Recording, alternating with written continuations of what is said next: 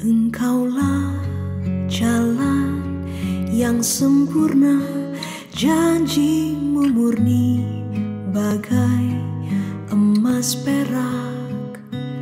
Bapak, Ibu, saudara-saudariku yang terkasih, kita memasuki minggu keempat tahun C.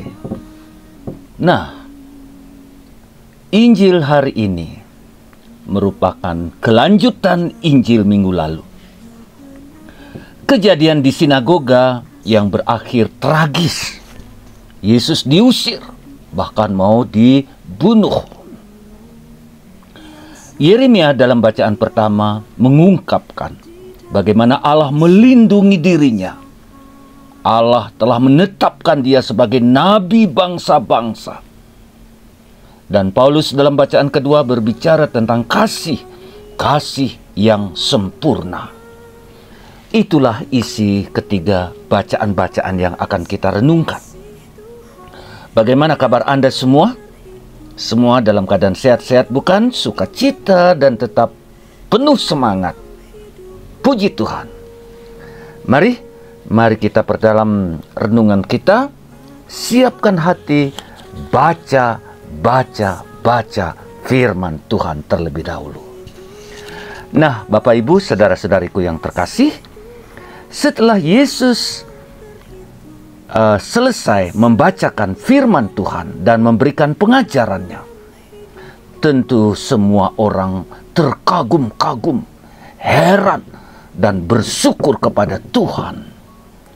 Firman Tuhan yang kalian baru dengarkan kini sudah digenapi. Dan tidak lama kemudian mereka bertanya-tanya dalam hati, siapa dia ini? Bukankah ia anak Yosef? Bukankah dia anak kampung kita di sini? Yesus mengerti gerak-gerik pemikiran orang-orang sekampungnya. Engkau bagian dari kampung kita ini. Apa yang engkau buat di Kapernaum? Di mana-mana engkau membuat mujizat. Buat jugakah untuk kita di sini, di kampung kita ini, di desa kita ini? Engkau sama sekali tidak membuatnya. Engkau tidak menghiraukan kami. Yesus tidak menghiraukan apa yang diharapkan oleh orang-orang kampungnya, kampung Nazaret. Seorang nabi tidak diutus untuk membuat mujizat, apalagi untuk orang-orang kampungnya atau keluarganya. Nabi diutus Allah untuk bangsa-bangsa. Seorang nabi diutus untuk sebuah karya yang lebih besar. Lihat dalam perjanjian lama, Elia dan Elisa. Pada zaman Nabi Elia, di mana terjadi bencana kekeringan selama 3 tahun 6 bulan. Bayangkan, ketika itu ada kelaparan yang besar. Nabi Elia tidak diutus untuk orang-orang Israel, melainkan pada seorang janda di sebuah kampung kafir, Sarepta, itu daerah Sidon. Peristiwanya begini.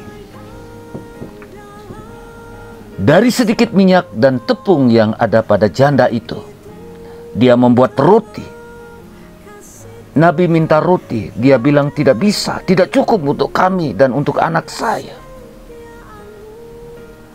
Atas intervensi Nabi, mereka tidak pernah kekurangan minyak dan tepung lagi, bahkan berkelimpahan. Lalu Yesus mengingatkan mereka lagi apa yang dilakukan Nabi Elisa. Seorang kepala prajurit, Naaman, dari kerajaan Aram, sakit lepra. Dia dikirim pada Raja Israel untuk minta disembuhkan. Malah Elisa atas perintah Allah menyuruh dia mandi 7 kali di sungai Yordan. Pikirnya, kok hanya mandi 7 kali di sungai Yordan? Di negeri kita banyak sungai yang bersih, yang indah. Sungai Yordan hanya begitu saja kotor. Namun dia taat pada perintah Nabi. Setelah melakukan pesan Nabi, Naaman sembuh. Nah, lihat. Bapak, Ibu, saudara-saudariku yang terkasih.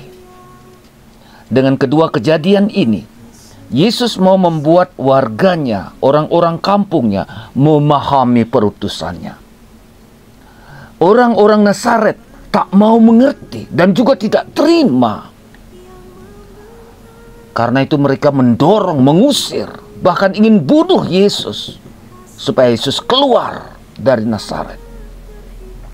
Mereka tidak mau lagi mendengarkan nabi yang tidak berpihak pada mereka, nabi yang tidak membuat mujizat di kampung mereka. Saat Yesus memang belum waktunya, Bapak Ibu. Saat Yesus memang belum waktunya.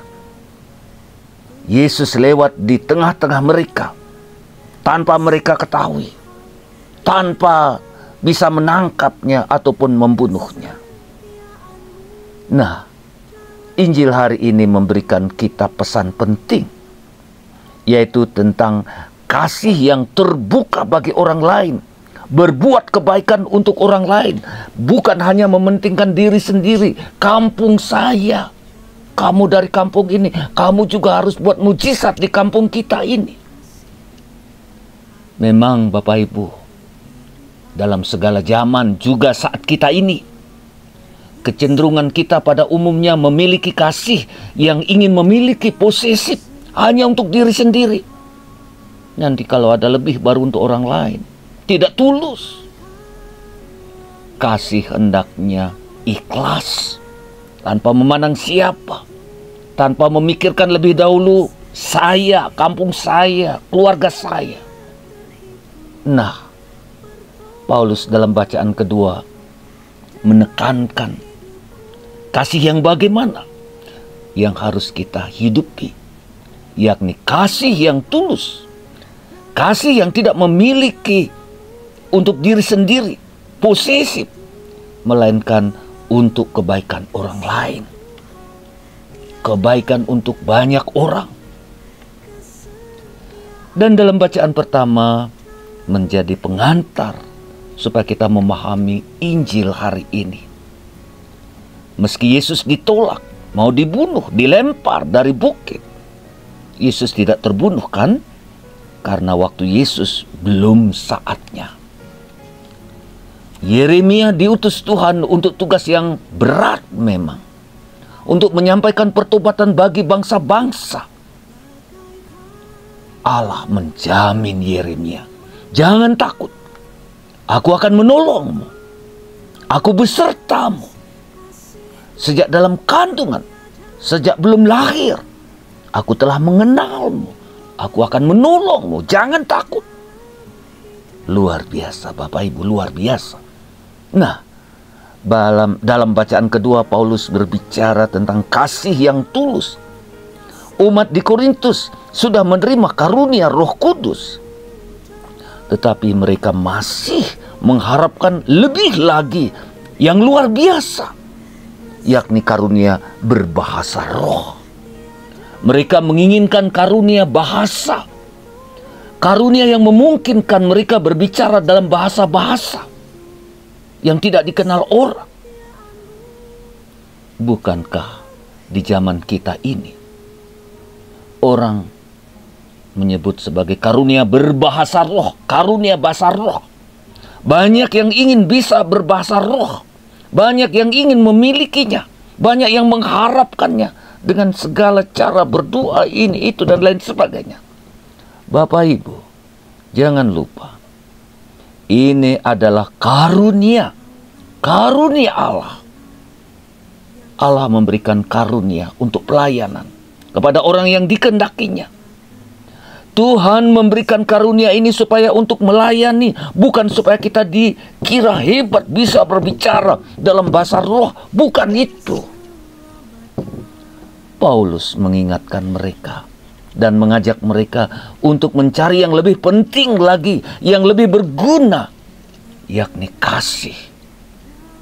Memang tanpa kasih semua karunia itu tidak ada artinya, tidak ada gunanya, tidak ada manfaatnya, kosong. Paulus katakan, meski aku bisa bahasa semua, tapi bila aku tidak memiliki kasih, apa artinya? Itu semua tak ada gunanya. Demikian juga meskipun aku diberikan karunia untuk menyembuhkan, karunia bermacam-macam, namun bila aku tidak memiliki kasih, apa sih artinya itu? Semua tidak berguna. Bapak, Ibu, saudara-saudariku yang terkasih, kaum muda dan anak-anak, kasih datang dari hati Tuhan. Iman akan Tuhan, pengharapan akan rahmat Allah, dan kasih itu semua berasal dari Tuhan. Tuhan yang memberikannya kepada kita sebagai anugerah, sebagai karunia. Dan memang yang paling besar dari semua karunia itu adalah kasih. Rahmat, karunia Allah yang kita terima berbeda-beda. Semua penting. Semua penting untuk pelayanan bagi sesama. Nah, Bapak, Ibu, saudara-saudariku yang terkasih, marilah kita saling mengasihi. Marilah kita mengasihi. Hiduplah sesuai dengan karunia yang Tuhan berikan. Jadikanlah itu sebagai bentuk nyata dalam pelayanan kita bagi sesama kita. Amin. Amin. Salam Pater Agus Inyoman Murtika SPD, Domus Orationis Batu. Kita berdoa bersama-sama memuji memuliakan Tuhan. Tuhan memberkati Anda semua, memberkati saya. Terima kasih, puji Tuhan. Dan sekali lagi, terima kasih, puji Tuhan.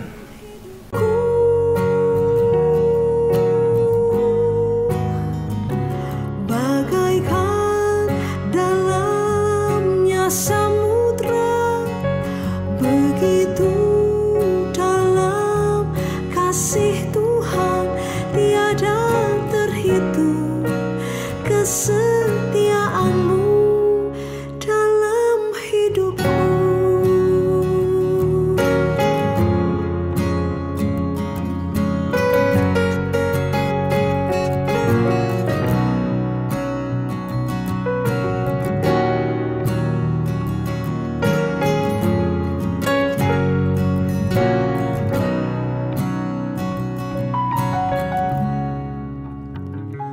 Bagaikan langit yang membentang, begitu luas kasih Tuhan tiada